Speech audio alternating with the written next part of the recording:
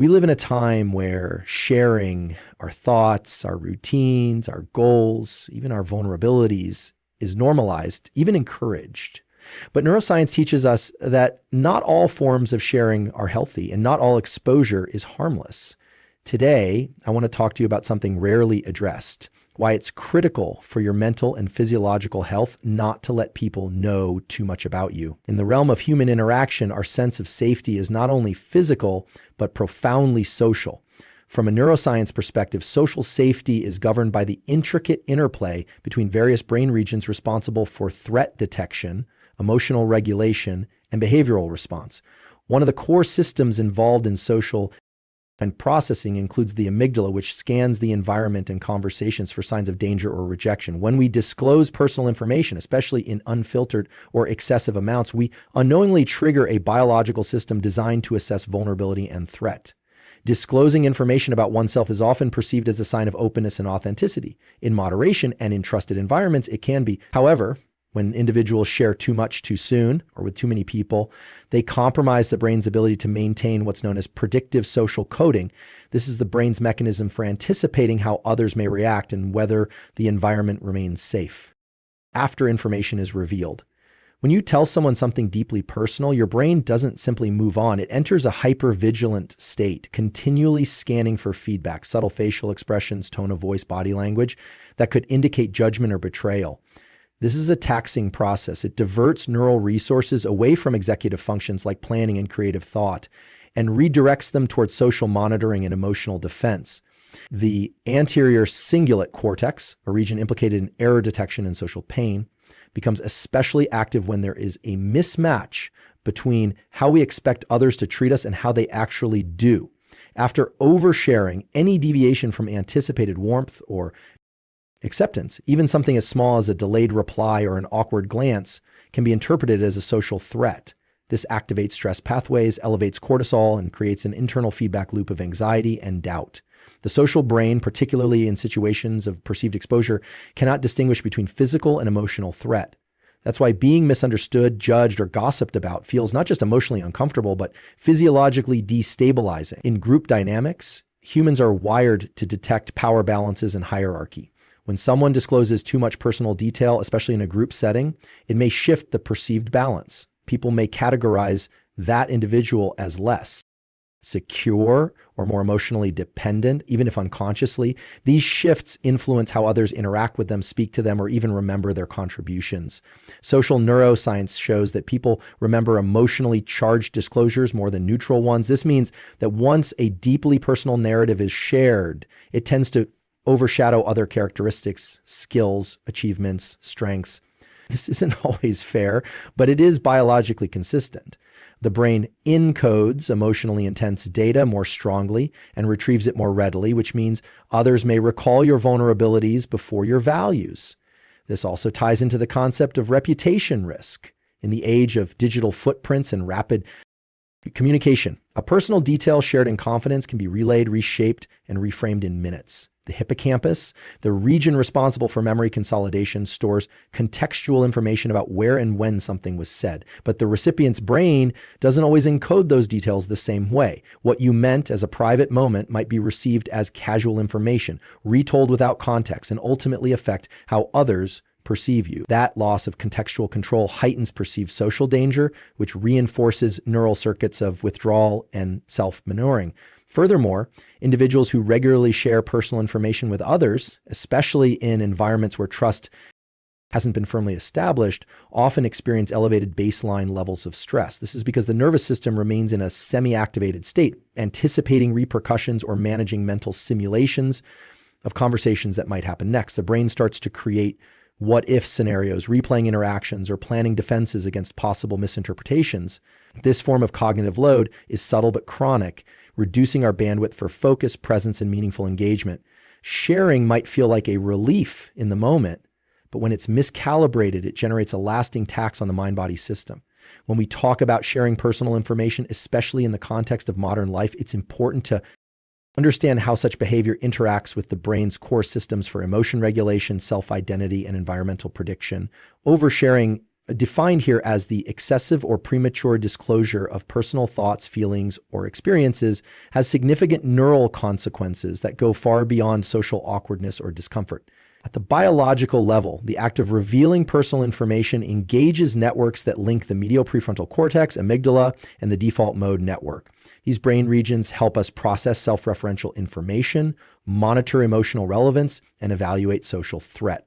The medial prefrontal cortex is especially important in constructing and maintaining a coherent sense of self. It integrates memories, personal goals, values, and perceived social roles. When individuals engage in oversharing, especially without a clearly defined purpose or a trusted recipient, they place their self-concept under external scrutiny. This triggers what psychologists call self-conscious emotions, such as shame, embarrassment, and regret. These emotions are not arbitrary. They arise because the brain is processing an internal warning that the boundaries between internal identity and external perception have been compromised. The more personal the disclosure, the more pronounced the neural response tends to be. Another relevant system involved is the salience network, which includes the anterior insula and the anterior cingulate cortex. These regions help the brain detect what is emotionally or socially important in a given moment. When you reveal something deeply personal, especially in an unpredictable or unreceptive environment, the salience network lights up, increasing attention toward emotional cues. This amplifies your sensitivity to others' responses, real or imagined. A delayed facial reaction, a neutral tone, or even a lack of acknowledgement can register as social threat, which the amygdala processes as rejection. That emotional signal can linger in the body for hours or days, creating discomfort that feels out of proportion to the situation because it is being processed through survival brain circuits. Oversharing also interferes with the brain's predictive coding model. The human brain thrives on prediction. It builds mental models of how conversations will unfold, how people will respond, and how safe or dangerous an environment feels. When you share too much, too quickly, the brain is thrown into a reactive state. It cannot rely on past experience to predict what will happen next because the context is unfamiliar or unstable. This unpredictability is taxing for the nervous system. The more uncertain the outcome, the more stress hormones like cortisol and norepinephrine are released, elevating vigilance and reducing access to higher cognitive processes, such as problem solving and long-term planning. Moreover, the act of oversharing often bypasses the internal filters that are usually set by the prefrontal cortex.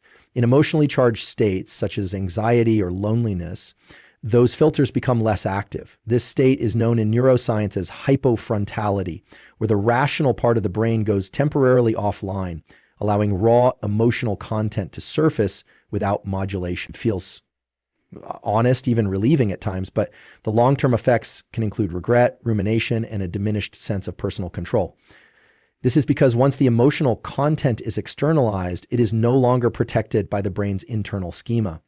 Others can interpret, reshape, or misuse it, and the brain knows this, which is why we often feel emotionally exposed long after the conversation ends. Even the reward circuitry of the brain plays a role in oversharing. The mesolimbic dopamine system can reinforce disclosure if it initially results in social validation. A nod, a kind word, or empathetic feedback can produce a small dopamine hit, reinforcing the behavior. But this system is not good at long-term cost-benefit analysis. It responds to immediate feedback, not future consequences. The next time a similar emotional state arises, the brain remembers that disclosure led to relief or reward and encourages repetition, even if the context or recipient is inappropriate. This creates a loop of emotional impulsivity that weakens emotional boundaries over time. Trust is one of the most fundamental elements in human relationships, and the brain treats it as a dynamic process rather than a fixed state. From a neurological standpoint, trust is calibrated through a series of interactions, each providing data that the brain uses to assess safety, predictability, and reliability. When it comes to disclosing personal information, the timing and context in which that information is shared are critical. Sharing too much too soon bypasses the brain's natural calibration process and can lead to emotional dysregulation, social vulnerability, and long-term relational instability. The process of building trust involves the coordination of several neural networks, especially the prefrontal cortex, the anterior insula, and the amygdala. The Prefrontal cortex is responsible for judgment, impulse control, and risk assessment. It allows us to withhold or disclose information based on the perceived trustworthiness of others. When someone shares something personal in a deliberate and measured way, the prefrontal cortex evaluates whether the recipient has earned that level of access. If the answer is yes, the act of sharing actually strengthens the relationship by engaging the brain's oxytocin system, which reinforces social bonding and emotional safety. However, when personal details are shared without establishing a foundational layer of trust, the brain experiences a conflict between emotional openness and perceived social risk. The anterior insula becomes active in these situations, registering the emotional discomfort associated with uncertainty. This region is particularly sensitive to violations of expectation, such as when a seemingly safe disclosure is met with indifference, sarcasm, or gossip. That breach of expectation doesn't just damage the relationship, it also sends a strong signal to the nervous system that future disclosures are unsafe, making the person more socially withdrawn and hypervigilant in future interactions. The amygdala, which is central to fear processing and emotional memory, also plays a role in how we recall instances of misplaced trust.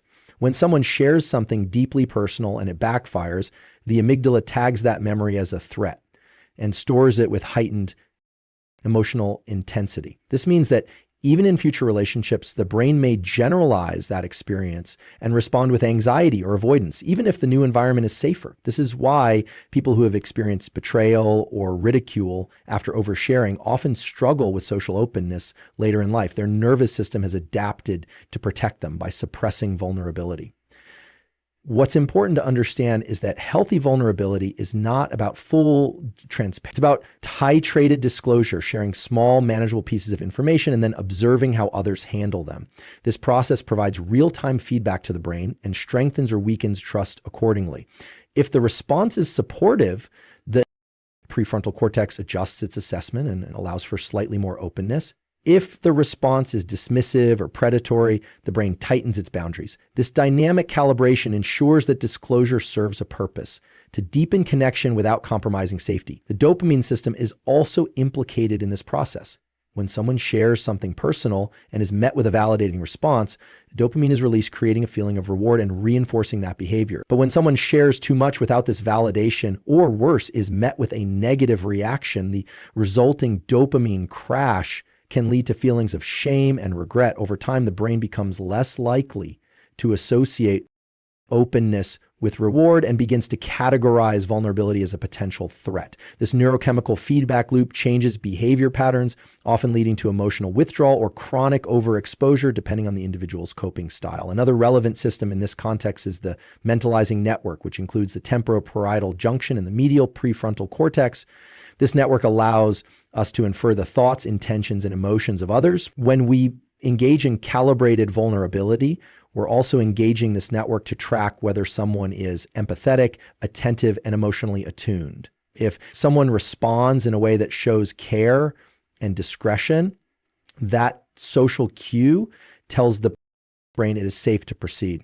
But if their response suggests disinterest, manipulation, or gossip, the brain logs that individual as unpredictable or unsafe. This mapping process continues throughout the relationship and forms the internal model of who can be trusted and to what extent. The brain is highly adaptive, constantly learning from both internal experiences and external social cues to determine how much of ourselves we should reveal in different situations. One of the less discussed but deeply relevant outcomes of oversharing is the distortion of self-perception. When we frequently externalize our inner experiences, especially in an unfiltered or emotionally reactive manner, we alter the internal narrative that defines our identity. This occurs through the brain's use of feedback loops, where external responses become integrated into our self-concept via mechanisms in the medial prefrontal cortex and the posterior cingulate cortex, both key regions involved in self-referential thinking. When personal information is shared indiscriminately or repeatedly, the emotional content of those disclosures becomes tied to external reactions. If someone consistently responds to your stories with judgment, pity, or disengagement, your brain begins to internalize those reactions as reflective of who you are. Over time, this creates a feedback loop where your sense of self is shaped more by how others react than by your own internal values or experiences.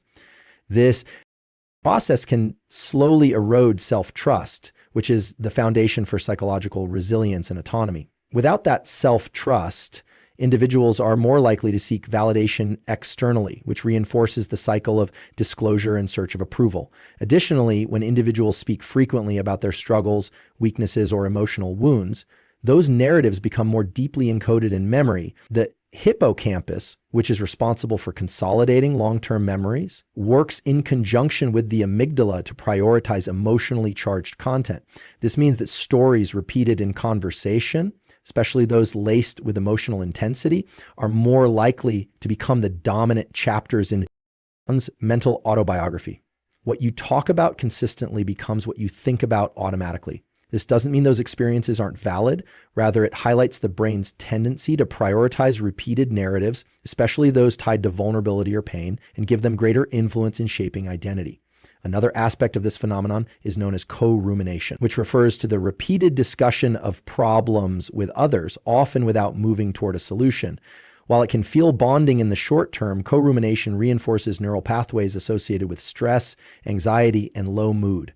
When people share difficult emotions or stories without regulation or boundaries, they engage neural circuits that amplify emotional reactivity, including the hypothalamic pituitary adrenal HPA axis. This axis governs the body's stress response, and when activated too frequently through emotionally charged sharing, can dysregulate mood and impair sleep, digestion, and cognitive clarity.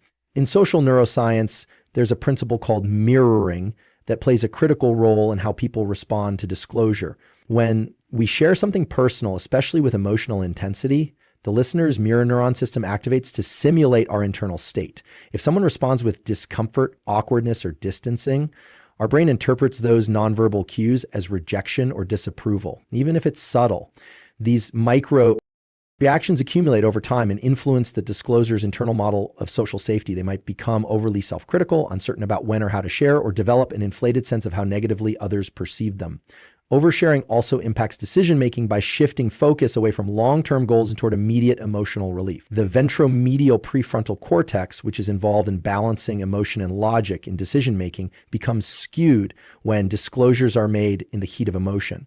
What feels like getting it off your chest in the moment often results in emotional hangovers later, where the person replays what they said, how it was received, and what the social consequences might be. This reflective loop, mediated by the brain's default mode network, can increase anxiety and self-consciousness, reducing the ability to stay present and grounded.